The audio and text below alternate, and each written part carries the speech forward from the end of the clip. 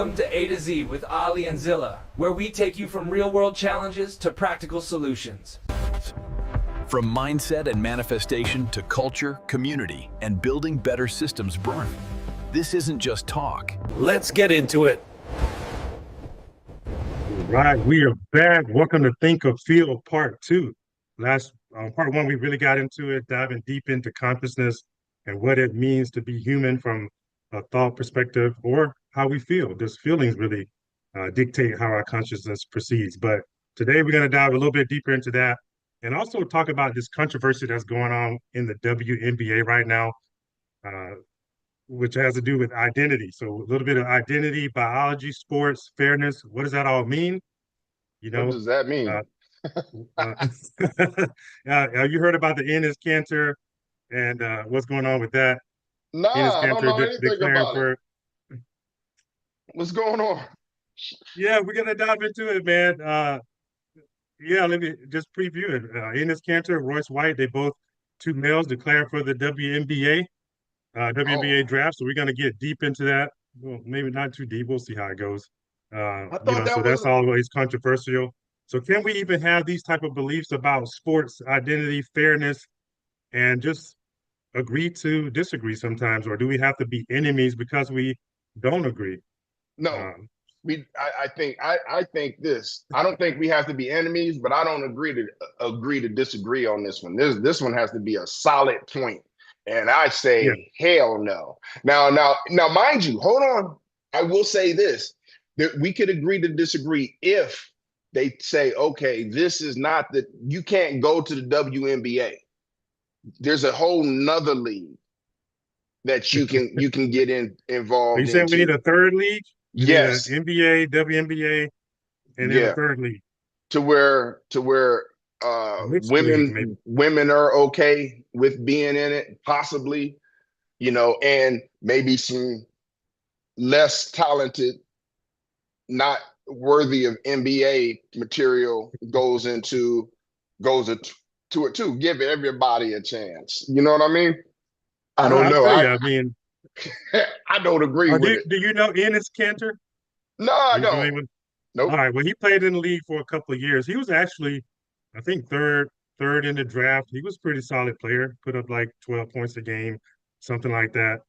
This Royce White guy, he was in the NBA too, but he didn't really catch on. I had never heard of him before. But with this whole thing about identity and things like that, they both declared that, hey, we're going to declare for the draft until you guys get clear language on, I guess, what it means to be a woman. So Caitlyn Jenner, of all people, chimed in, gave her 2 cents on the matter, and basically said let's that. say it 1 cent. 1 cent. She's not relevant. I mean, I know she's a spokesmodel, or he's a spokesman. I don't listen. Go ahead, man. I'm done. I don't like this. Basically saying that, hey, man, maybe we need to get some strict biological rules on what determines someone to be able to play in the WNBA, which I thought was kind of ironic given Caitlyn Jenner's stance of being a transgender person at this point, who also, competed in the Olympics. So Caitlyn, of course, knows how much more dominant males can be in terms of sports.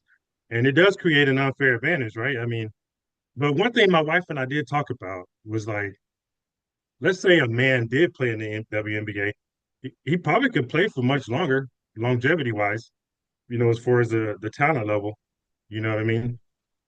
Just something to think about. Like, maybe. Let's say a former NBA player who's 50 could probably compete in the WNBA and probably do pretty well. But you don't know how those chemicals that they use affect them neither, as far as their longevity. What if that testosterone that they have to take, or, whatever, estrogen, I don't know what they take. I don't know what they do. I'm not in that world. And I'm not so much against that world. I'm against that world for my life, but it's not my life. I don't even watch sports, so I don't know why I'm so adamant against it. I just think That'll be there's. my question for you, man. Like when you heard that topic, you immediately jumped on it. So what's your immediate reaction? I don't think And it's why? fair. I don't think Okay, it's so fair. fairness, not fair. Yeah, I think it's the same I thing. agree with Like that. even though, okay, even though people would say if I got in the ring, I'm 51 years old. If I got in the ring with Ronda Rousey, she would kick my butt, right? She's a professional in her sport. I don't think she would kick my butt. I think I would give her a run for her money. Her money. You know what I'm saying? I might knock her out. I don't know. She might knock me out. But for somebody who actually trains and fights, that's a dude, that would be an unfair fight for her. Clarissa Shields even seen that, when she fought that dude. She got rocked, you know. Yeah, I mean, like anybody can get rocked though, but she yeah. wasn't Everybody gonna got a win. puncher's chance, they say, right? Yeah, but that there's not that. I don't. Maybe a skill like even race car driving. I don't know, but the endurance and stamina. I just don't think that men and women should be competing against each other at I all agree. for the I simple agree. fact of maybe a friendly thing, like when you go into a family picnic or something like that, or you're in your house and you want to play Monopoly, or you playing chess inside. But I don't think that it should be anything that's physical. I'm agree. Like as a person, as a trainer, right? I've trained women, I've trained men, I've trained young girls, I've trained young boys, and it's a clear distinction in the performance output between males and females from a uh, anatomical standpoint. The bodies are made different. The amount of weight they can lift is different. The Yeah. amount of speed, the amount of power that can be generated is different.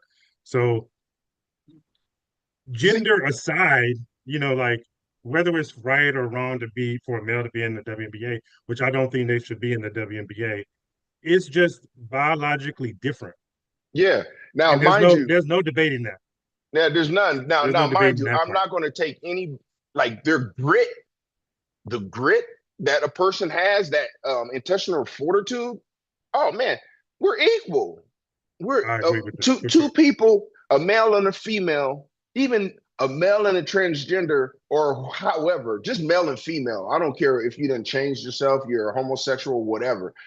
Grit is something that everybody has the opportunity to be on an equal plane. Yeah. Physically, no. Physically, no. There are some, like again, there are some women that are physically stronger than dudes, or there's some women that are um, mentally more Most certainly. logical than some dudes. Yep. However, if there's people in the same field of expertise, nah, it's not equal. It's not equal. You know what I mean? And that's why, and mind you, hey, mind you, we are Marines. Our women still aren't allowed to fight. So we could be meant, I could be, I'm not saying we, because I know we are, we are brainwashed to understanding that women are not in a combat position for a reason. And that reason is a woman is not going to be an average woman. Even a above average woman isn't going to be able to do the same things that a man can do in a combat position. So that's where my mind is. And just like what you said, the biology of the situation is that we're different. We're different, and Yeah. I'm going to stand on it, man. I'm going to stand on It, it. It and should not happen. the crazy thing about it, man, like they created the WNBA obviously For because women. yeah, they obviously felt that women weren't in the same league. So for us to be in this point where we got Cantor and Royce White saying they're going to declare, that goes against the whole point of why the league was created in the first place. And for this to even be a debate as to should Oh my we be God. considering, like, what are we doing? Like, this makes no Oh, sense. Like, obviously, they should have their own league. It creates more fairness, and let them have a level playing field with athletes that match their ability for the women, and I think that's just fair. I think part of it where these two dudes are just kind of playing around with the rules because I guess they're saying that they need to really write it into the rules that you have to be born a woman. But No, I mean, some because things are debatable in my opinion, man. And yeah, I think the people who are making up these rules are dumb, 100% dumb, or either they're 100% dumb or they are experts of the system. Now, the reason why I'm saying that is because I ain't gonna say I know for a fact, but I'm pretty sure every single woman in the WNBA can beat me in basketball.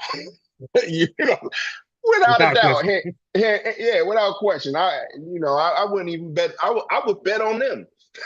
And I don't bet against myself. I would still bet that they're gonna whip my, outscore me.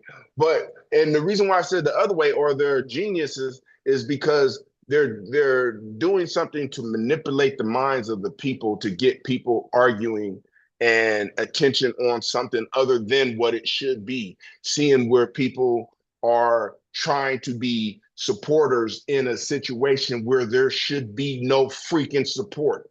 You know what I mean? That's my opinion. Some people believe otherwise. And to those who believe otherwise, you need to check up here. That's how I feel about it. And you can say the same to me, and it's cool. I'm standing. I'm not wavering. But that does. Go ahead, man. no, that's a good point. And the crazy thing is, right? We rely on scientific evidence for so many things. Why aren't we relying on the scientific evidence here to make this no longer a debate? Like testosterone in and of itself gives you a physical advantage. And we know even if males get their testosterone levels too high, it gives them a clear advantage over other males, which is Right. why things like if steroids are banned in male on male sports. So if we take a male who we know has 10 times the testosterone level of the average female, that obviously gives him a clear advantage over females. So why are we not just using science to make this debate go away? It makes logical sense. Well, hey, there you go. So you just now said the logic in it. The logic in it is they're trying to start. They want people's attention. They want people's attention. And the only thing that I think, and we got so many trolls, and that's the thing. We got so many trolls that they just want to jump in and start chaos for no Yeah. reason, just because they're freaking demons. Yeah. I call them demons. I might have elevated them above what they really are. Just, you know what I mean? The trolls. Yeah, but whatever. Okay. There's causing confusion where there should not be any. We should have enough conscious-minded people to be able to say, "Hey, this is a dumb debate. It's not even a debate no more. Put that stuff on the side, and it's not happening." There should be enough people in a higher state of life instead of trying to feed the worms in this world. You know what I mean? They need to eat too, but man, they free. We already know we messed up when we're not even arresting pedophiles that we know are pedophiles, so whatever. Hey, consciousness. Let's get on with that. We're talking about consciousness, and there's a part of consciousness that we're going to jump into. And I would like to say that there are levels of consciousness, and that we should see consciousness in extremes. Consciousness, like, you could look at it as a centipede. There's multiple legs of having consciousness. And I guess go ahead, man. You're the expert in it, and then we'll talk about later on conscious incompetence, conscious competence, unconscious competence, and conscious incompetence later. Oh man, expert. I'm not gonna take that title, but we just talk about what the experts are saying because we dove into on episode 1, man, I think my camera slipped down like that. Um, what's going on with this thing here? Yeah, so we dove into last time that the experts don't even have a clear definition of what consciousness is, which is how we jumped off the conversation to begin with. So we started with, I think, therefore I am. Is that consciousness, or does consciousness emanate from feelings that we have? So we dove into this article pretty heavily, and so that's what we'll let the conversation kick off. You know what I mean? So Well, okay, since basically, that's oh, go ahead. yeah, go ahead. No, you started at a different angle than I where I was going. So let's roll. So, all right. So in this article, we're going to dive a little bit further down. He said when it comes to, in his view, consciousness belongs to living creatures with nervous systems capable of generating the feelings that regulate life. A tree, however fascinating, has no nervous system, neither does a mushroom. But so it started diving into AI a little bit. Can AI feel? Do we feel? So on and so forth. But a cat, a mouse, and a lion are all conscious in the same fundamental way. They're aware of their own lives and of what they feel, even though they don't think about it in that way of I think, therefore I feel, but they're all conscious beings. So um, consciousness in and of itself is something that is a mystery, but we're going to try to answer some questions ourselves or ask more questions and see if we can explain this consciousness mystery. So let's jump it off with a question, man. We left it, you and I kind of thought, jumped off with consciousness is all around us. Consciousness starts and then life starts. And it's the emanation that life starts from. That we don't have the thoughts first, the consciousness is there, and then we jump into these life suits, these bodies, and then we start experiencing consciousness. Yeah. So from the beginning, I think it's I believe like there's different stages of consciousness when it comes to, and I can show you, and what I was saying was the unconscious incompetence when I said that And unconscious what do you mean by that? incompetence. Okay. So let me get this right in my head first. The order: unconscious incompetence, unconscious. I mean, conscious incompetence, conscious competence, and unconscious competence. And the first one is what I'm talking about is like when that's the baby level and of tying your shoe, you know, unconscious incompetence. That baby doesn't even know how to that you like when you're putting the shoe on, it's just like, oh, okay, you're putting the shoe on, so like, I can go running now. It doesn't even know that you have to tie the shoe, right? So that's unconscious incompetence. You just don't know it. And it might sound like I'm saying something negative. I'm not. It's just a stage, right? So then you get to where the child sees the shoe, right? He sees his shoe, and he's like, oh, wait a minute.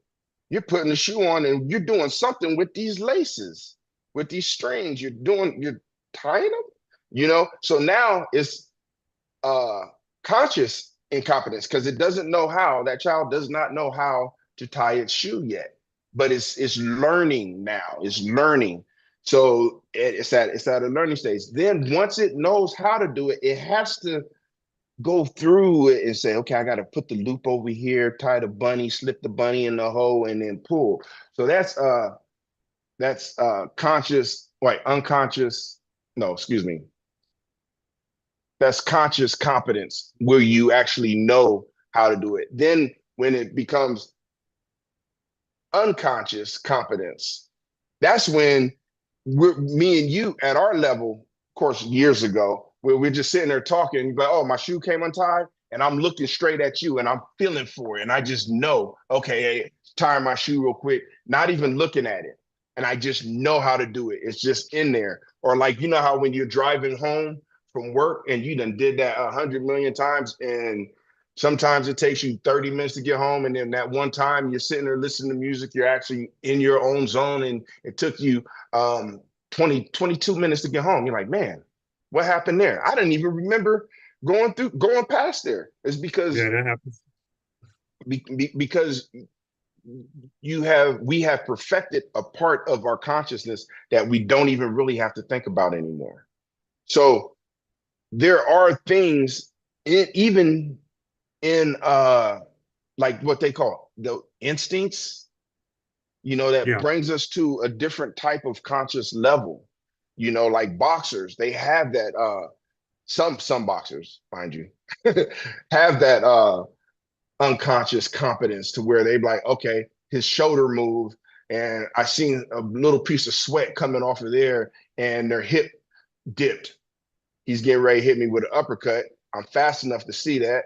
So he goes through his brain real quick because of the way he's standing. He's standing southpaw. I'm going to go ahead and dip with my left shoulder because he's not going to see it because of his angle and parry with my left hand and then hit him with a right hook instead of a right jab.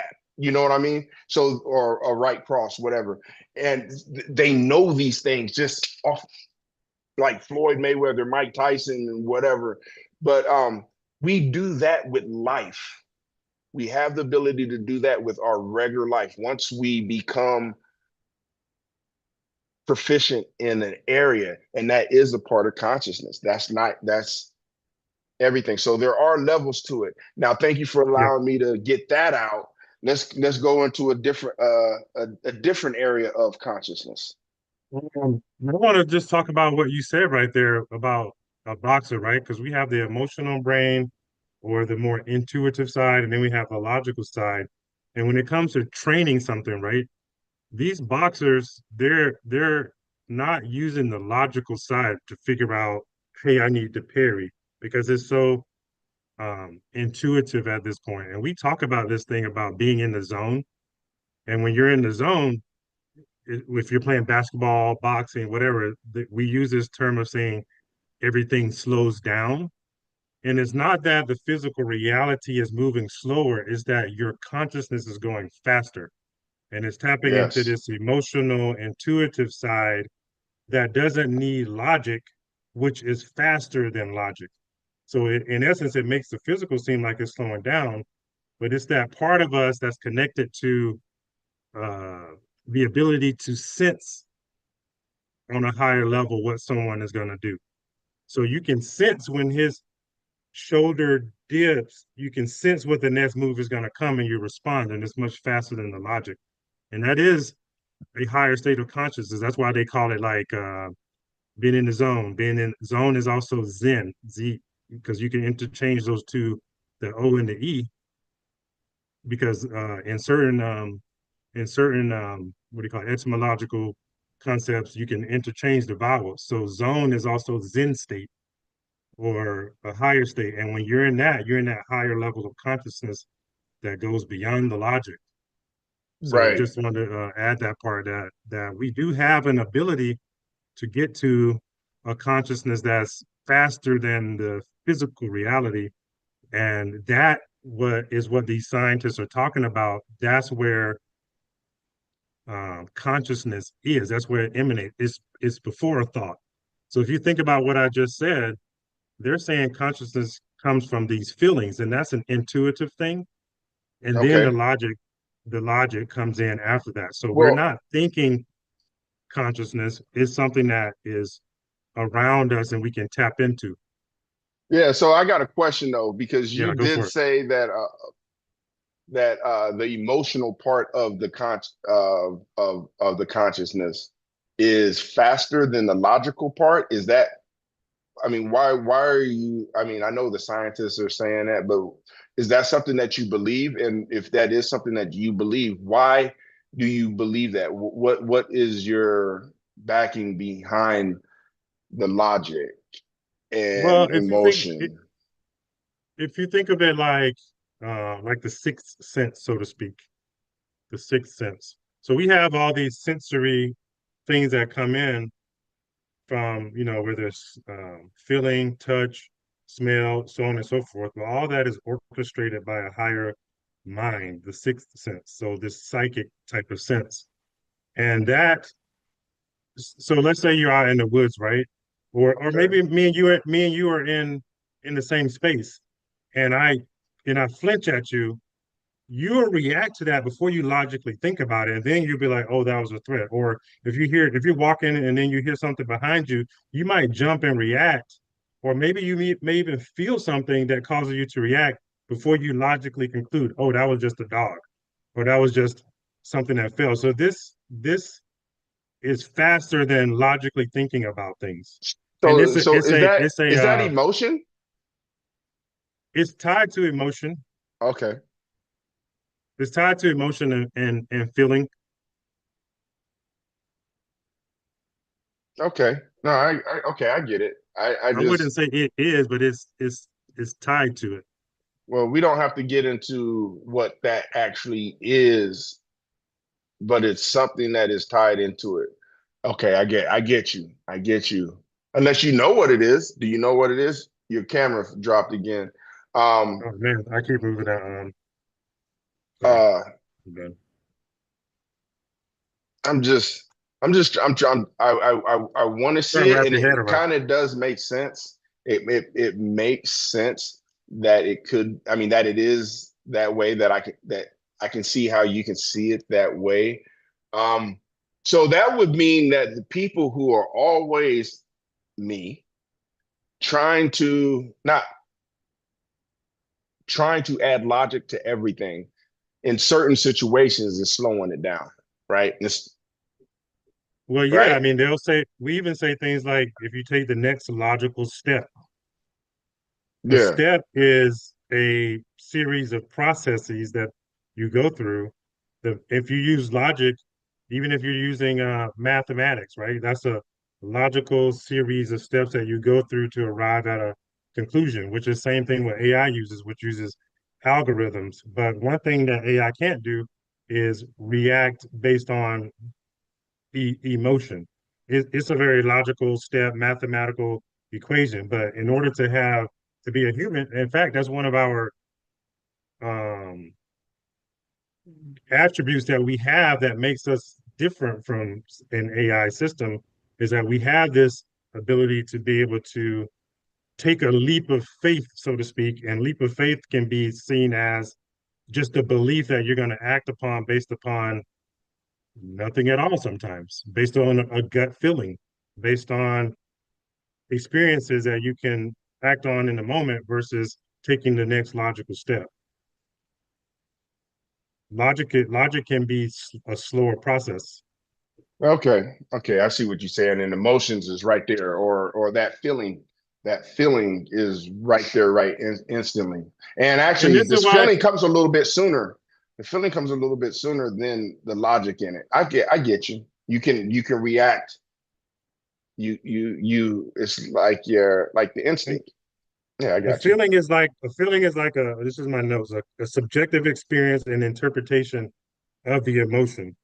So the emotion is like the heart rate goes up, the breathing picks up because you heard this noise. You hear this noise, the heart rate goes up right away. The body starts secreting hormones. All of these things are starting to happen. And then you interpret that and assign a feeling to it, whether it be fear or whether it be I'm gonna attack. That feeling gets assigned to the emotion, which is a physiological response of the nervous system. Okay. I'm with you. I'm with you. So they're related, and all of that is also related to instinct, right? Yeah, Um, yeah. Okay. They're cool. So where are we moving next on this consciousness thing? Because everything has, so that's what we spoke about last time. Even trees have and flowers and plants who we would think don't really have that type of consciousness actually do have a form of consciousness that we just don't necessarily understand or even take heed to, for like sure, man. ants even have consciousness, uh even though they're like you're like, oh, these are the busy bees, or these are the worker ants. They don't believe in anything. Your camera. And Man, why does this thing keep dropping? I think I need to move my computer. Okay. Yeah, but all like they even have a form of consciousness. So it's like, well, yeah, maybe if we start realizing and stop thinking like a colonizer that everything here is conscious, everything go, you do not um go excuse me, I got distracted. Um Everything has a form of thinking consciousness, or excuse me, you have to take that over. I got distracted by something real quick. It's all good. Yeah, I mean, one place we could take him in is like looking at some of the ancient people, because scientists sometimes kind of dance around this issue. In my opinion, they seem to dance around what they think consciousness is. But like the ancient Buddha, for example, was talking about um, instead the Buddha really rarely emphasized thinking, and oftentimes talked about we have to observe and feel and become aware. And meditation is one of those things that can make us more aware. And when we start to meditate, we can start to separate thoughts from what's really happening and be more intuitive on what's around us, more intuitive to the consciousness. And even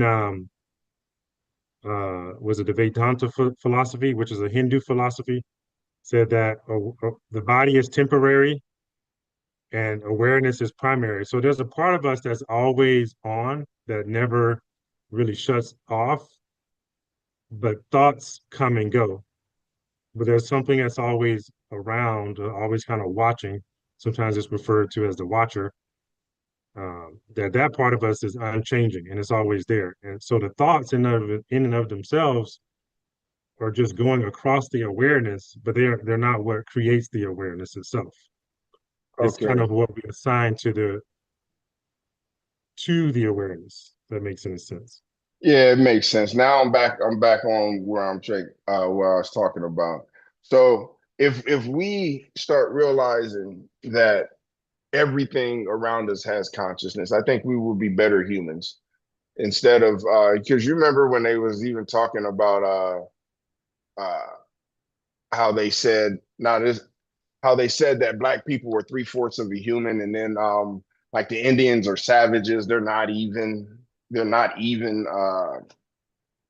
human. Like when the colonizer comes, they act like everything else is below whoever the colonizer is. And so it's like I believe that mindset, that everything beneath us, which, we don't have to care about, we don't have to worry about if they have conscience. That's why we step on ants. Well, that's not reason why, but that's why a lot of people step on and kill other animals for sport, not for food, but and treat other people the way they treat them, and treat dogs the way they treat them, because they don't feel, hey, you're beneath me. I mean, they feel that they're beneath that person, so they can treat them any other way, and they don't care that animal, that that other life form, whether it be a tree or a flower. That's why has some sort of consciousness to it, that it maybe it even feels. We don't Yeah, know, but if we realize that it has some consciousness to it, we might start digging deeper into that thing and realize it does have feelings, and that we should treat these things as beautiful.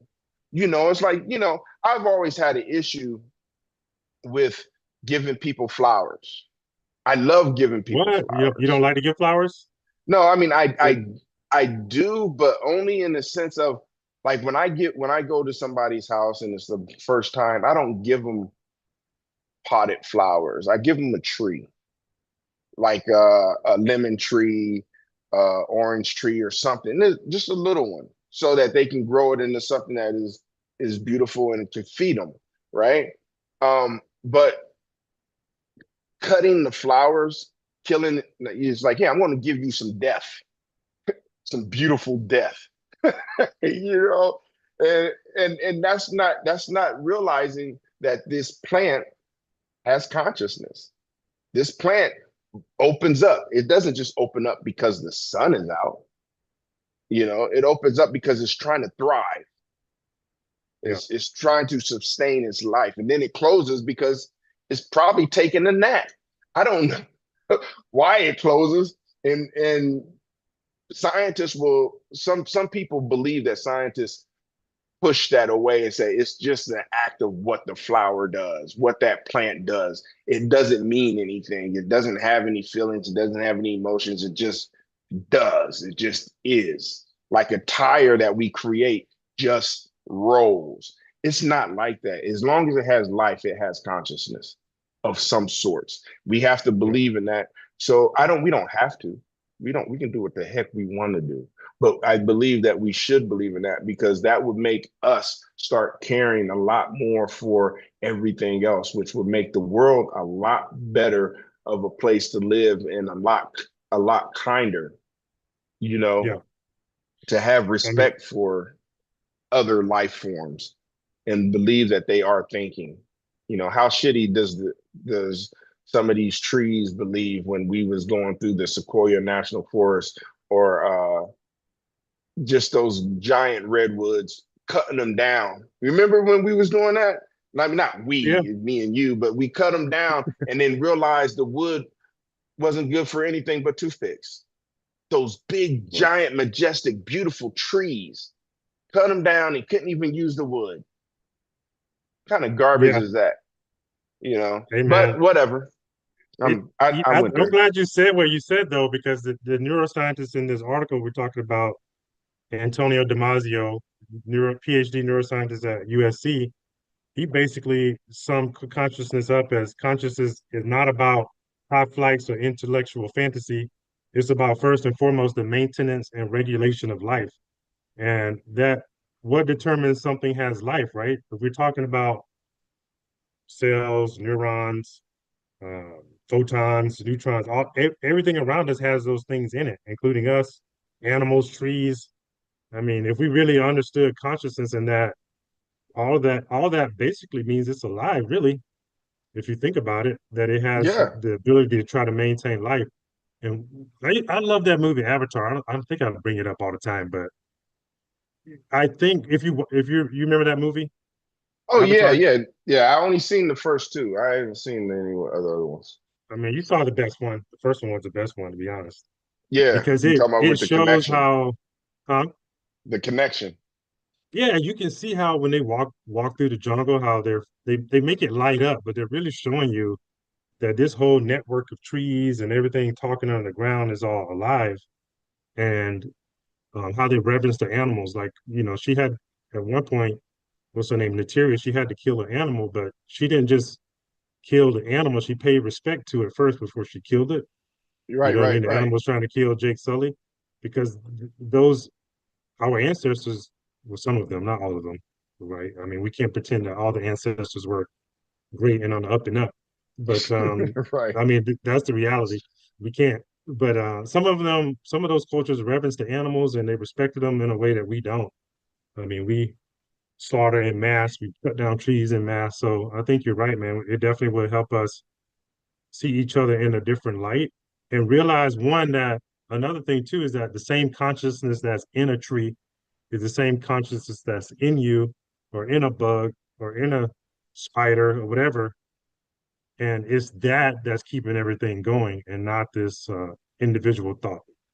You know, I was just the consciousness.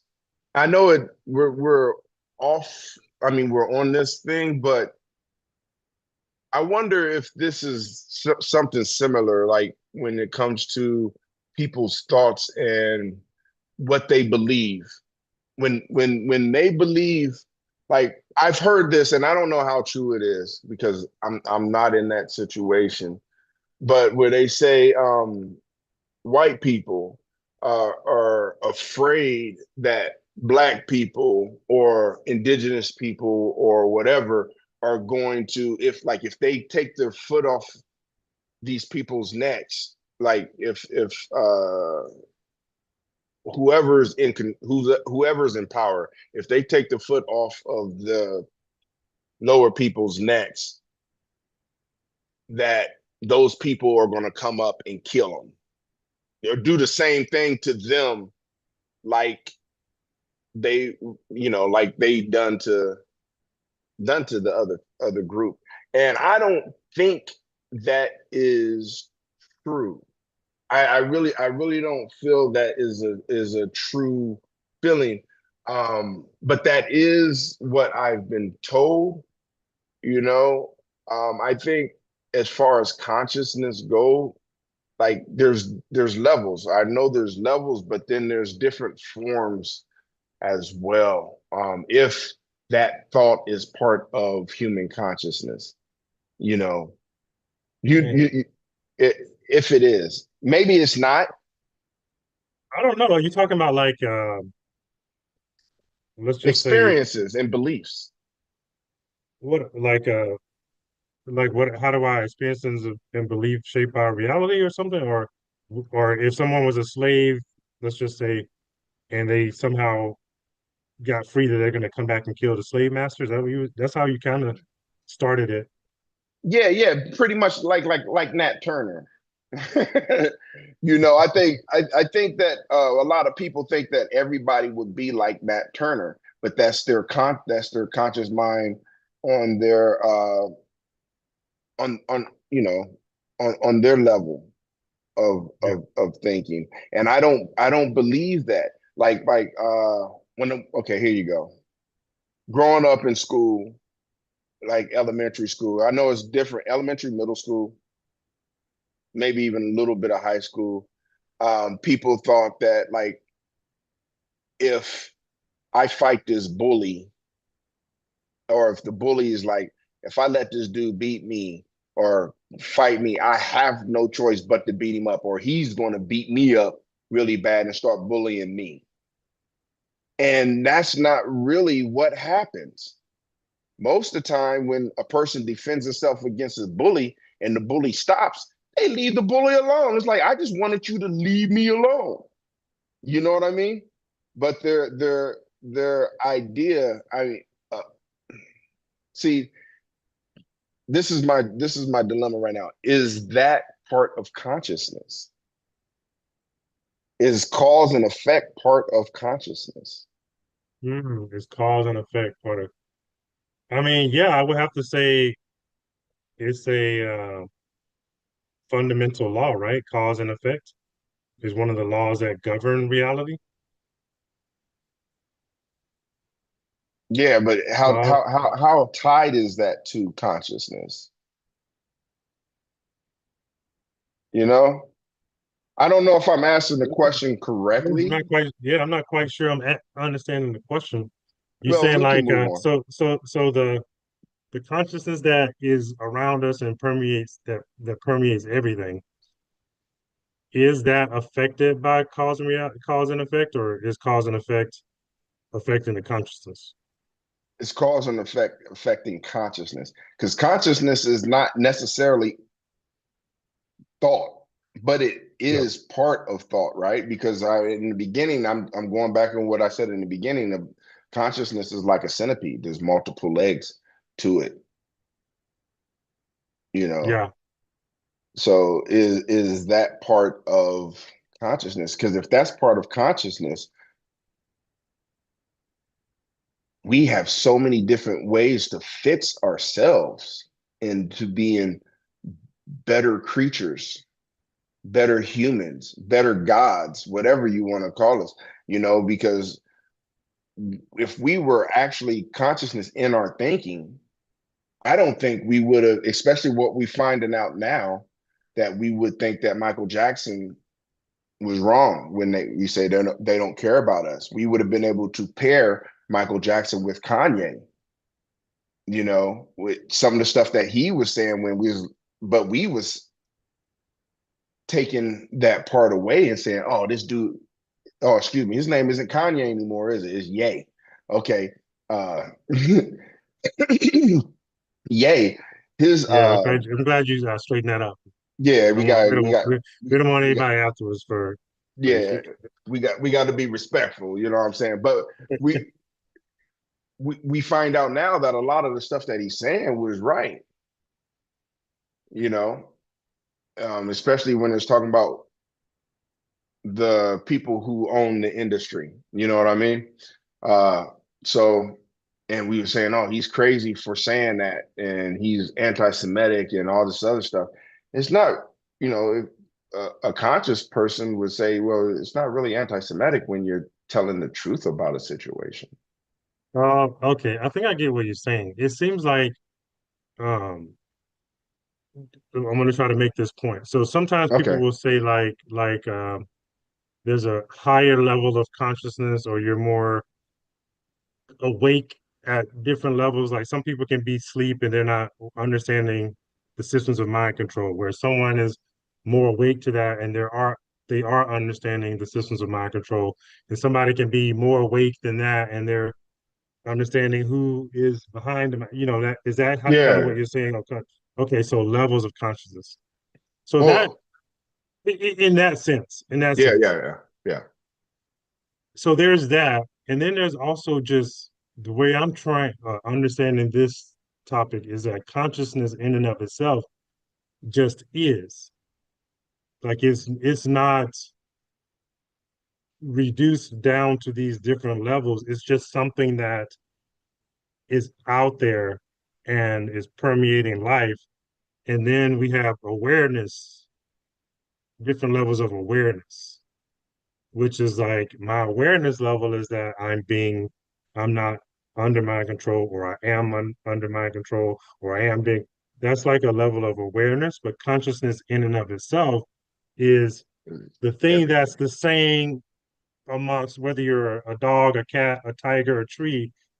Consciousness is what makes that all work. And then there's subjective levels of awareness of things that are around you, which then creates the individual experience. Mm, okay. Now, um, there's a the Kabbalion talks about all is mind, which is a universal law number one in the Hermetic principles that says all is mind, and it's saying that we're existing in the mind of God, so to speak. And if you think about like a dream, when you have a dream, you sometimes you know you're dreaming and you know there's a dreamer, but you would be the dreamer in this case, and everything in this dream is being created through your mind. Right. And if you can imagine the creator or something is creating us, and we have access to all that is, but we're living in that dream, so to speak. But we can't really get out of the dream until you go back to the all. And that's why sometimes they'll say the derma or skin is an anagram for dream, the same letters, dream, derma. When you hear you're in this dream state, existing in the consciousness or the mind of the creator. Now, to your point about the different levels, I would say that's more levels of awareness of what's going on. But I consciousness can't be created because you know how they'll go ahead. No, I mean it was what you said when you was talking about it just it kind of threw me off because I know you. Now, do you believe what you just said about we're in the mind, we're in the dream state of God? You know, of you do you believe that, or is that just something that you was reading and you're It, like, hey, this is just what it was? I believe it in the sense of trying to explain it in a way that makes sense. But as you like you said, you know me, I don't really think there's like this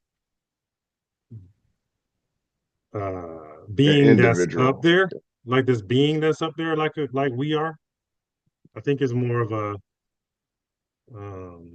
construct, like for lack of a better way to really describe it. It's hard to really say what that thing outside of that put this in motion is like. But some people will call it God, some call it universe, some call it the all, heaven, all these different terms for it. But it's something that is putting all this in motion, and we're existing in that. And that whatever that is, we're all a part of it, and it's all in us. It's in everything around us, and that's what I mean by being in the dream of that energy or that power or that source. Okay. Okay. I'm following now.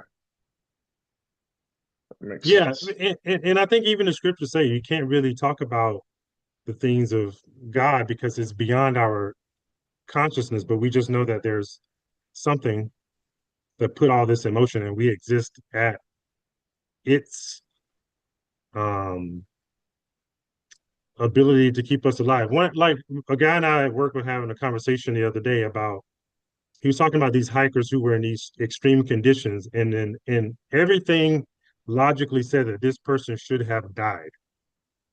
But it didn't die because the consciousness wasn't ready to leave the body yet, and it defied the temperature, the low heart rate, the lack of breathing, and this person still lived, which defies the logical mind, but it's a state of consciousness that keeps everything alive. And we know that that is something that exists in the air. Some traditions call it prana, but until that leaves, the body will can be quote unquote resurrected or quote unquote live beyond what the logical mind would say. So that's what I'm talking about when I'm talking about consciousness, that thing, that level of existence. Okay, that makes sense. That makes sense. I'm tracking. I'm tracking with the thing. And when I just to give you a heads up, when I said I know you, I wasn't saying like I know you, but we have had many conversations, to where it seemed like maybe there was a little bit of conflict within that and what was said prior.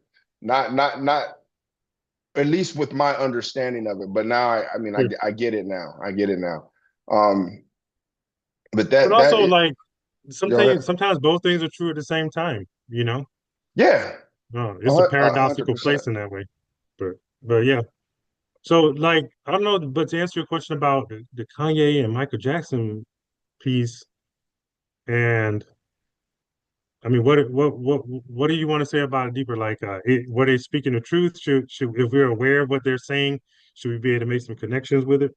Well, no, it was mainly the conscious connection Mm, of okay, that. It's like all these other people are saying things that are connected. Like these people are saying like they don't care about I us. got you. And I got when he said "Jew me, sue me," whatever, all that other stuff, and then uh Kanye's talking about the Jews, and then you got Prince talking about the Jews, then you got presidents talking. And now, I'm not saying anything's wrong with Jewish people. I'm not saying that because but when you have all these people talking about the same thing, not just as far as entertainers, but when you hear presidents and politicians, and then you don't hear too many, at least I haven't heard too many people like lawyers or architects or farmers, but I hear them talking about the laws, and then that connecting that to what the politician said, and connecting that to what a president said about these people. And like, are we not consciously connecting all of these things together, or are we just saying, oh, you said that, I know about this and I know about that, I know about this, but I don't like what you said? Are we not consciously connecting all of these things together? Because they kind of gave us everything right in front of us in the part of the Epstein files. Are we consciously thinking about what is going on, what is actually happening, or are we just saying, "Oh, whatever, it's part of life. We're America. It's okay for there to be some pedophiles. It's okay for people to eat people. Jeffrey Dahmer did it."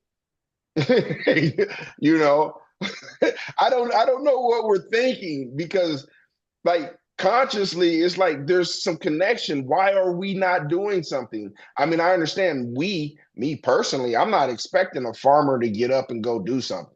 I'm not expecting uh, a gangbanger to get up and go do something. You know, I'm not expecting the what's that? Fresh Mart, not, I don't know if I'm allowed to say that, but a grocery store manager to get up and go do something. But what I am expecting is for all of us to push the people who can do something to go do something. You know, like a politician, uh, push Can those they people really do to do something? something. Is a question. Can they Probably really do not. something? I, because the way I think of it is like I listened to this guy. He called himself the crypto teacher, right? Okay. And he put me on game, and I had never really thought about it when he said the stock market is rigged, right? And it has to be to create the markets, right? You have to be able to manipulate it in a way to get a specific outcome over time, and you push some certain companies up, you push certain industries down, and it's rigged in a way that the ones who are at the top always win because it's a big casino, just no different from Harrah's or the casinos in Vegas. They're rigged so the ones at the top always win. And when you think about these different systems, I mean, would you create a system in which you would let the ones at the bottom be able to overturn your system Well, no, within most your definitely system? not. The king does not create laws that govern him. 100%. Yeah. So there's no way that someone who's in the system is going to be able to change the system because it's not designed that way.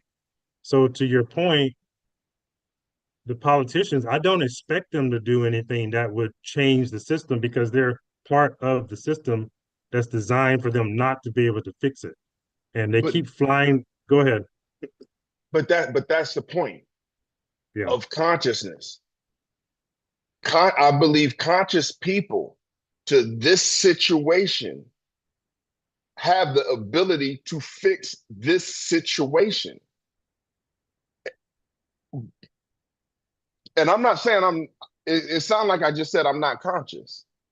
I know that there's a problem, but there has to be something that we can do to fix this situation. And it takes conscious people and active people to do something about it. Now, we could either be nonchalant and be like, hey, man, I still need to eat. You know, this isn't that bad. They weren't my children. You know, I'm too old for them to grab me and eat me. You know, Man, I don't know. I mean, but I think you know the subject that you're always talking about, right? You oftentimes mention surveillance is going to increase. You know, government control is increasing. But if you think about how systems are governed, right?